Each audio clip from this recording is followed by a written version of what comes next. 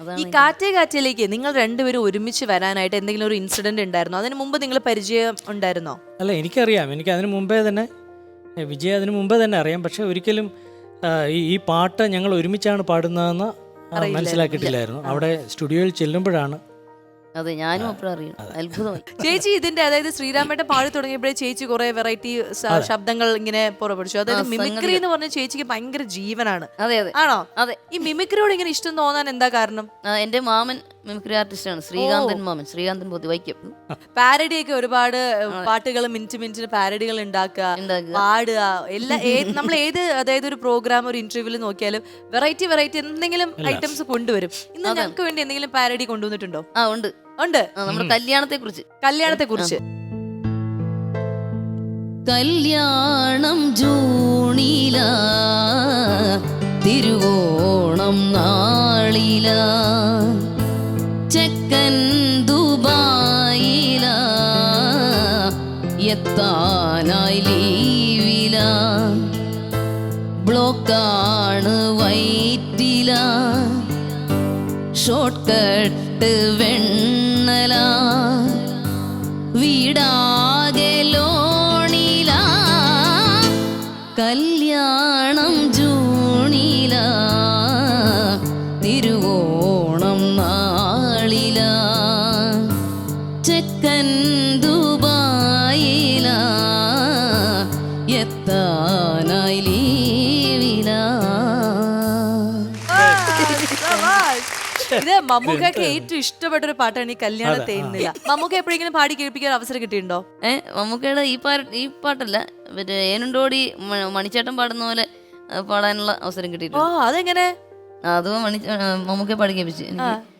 ഏനുണ്ടോടിയ അമ്പിളി ചന്തവോ, ഏനുണ്ടോടിയ താമര ചന്തവോ, ഏനുണ്ടോടിയ മാരിവിൽ ചന്തവോ, ഏനുണ്ടോടിയ മാമഴ ചന്തവോ, കമ്പലിട്ടോ ഹൈ പൊട്ടു തൊട്ടോ ഉറ, ഏനിതൊന്നും അറിഞ്ഞതേയില്ലേ പൊന്നാര പൂങ്കുയിലേ.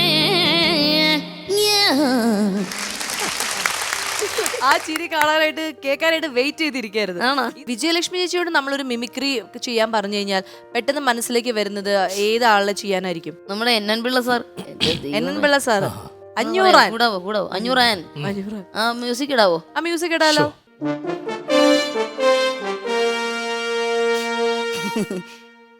മറക്കണോ? എന്താണോ ഞാൻ മറക്കേണ്ടത്?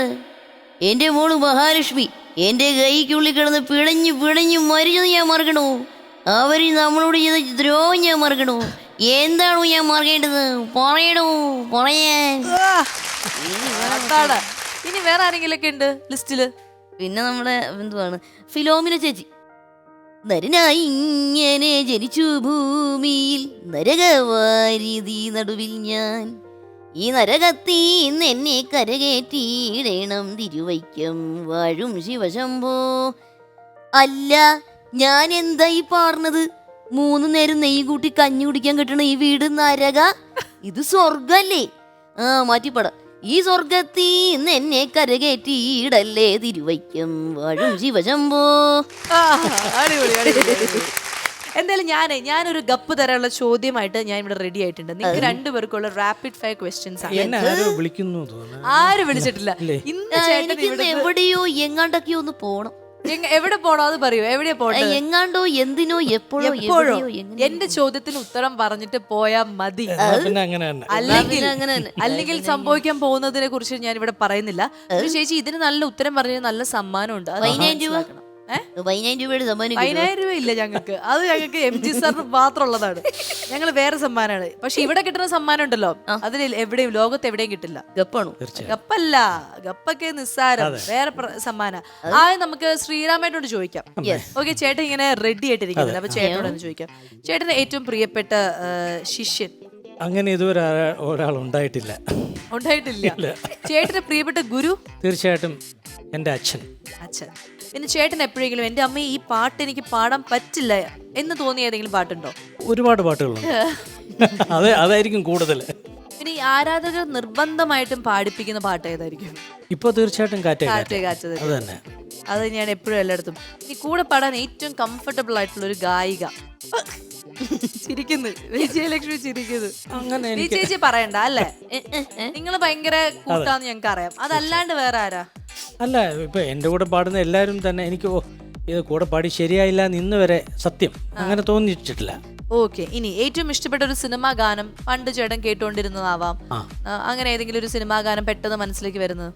ദേവദാരു പൂത്ത നാളൊരു ദേവകുമാരിയെ കണ്ടു ഞാൻ, വേദനയിൽ അമൃതു തൂകിയ ദേവകുമാരിയെ കണ്ടു ഞാൻ. ഓ, ഒരു പഴയ ഞാൻ കേട്ടിട്ടില്ല. പക്ഷെ ഞാനൂല ഹേമരാജ പാടിയ നമ്മൾ രണ്ടുപേരും കേട്ടിട്ടില്ല. പക്ഷെ കൊള്ളാം പാട്ട്, അടിപൊളി.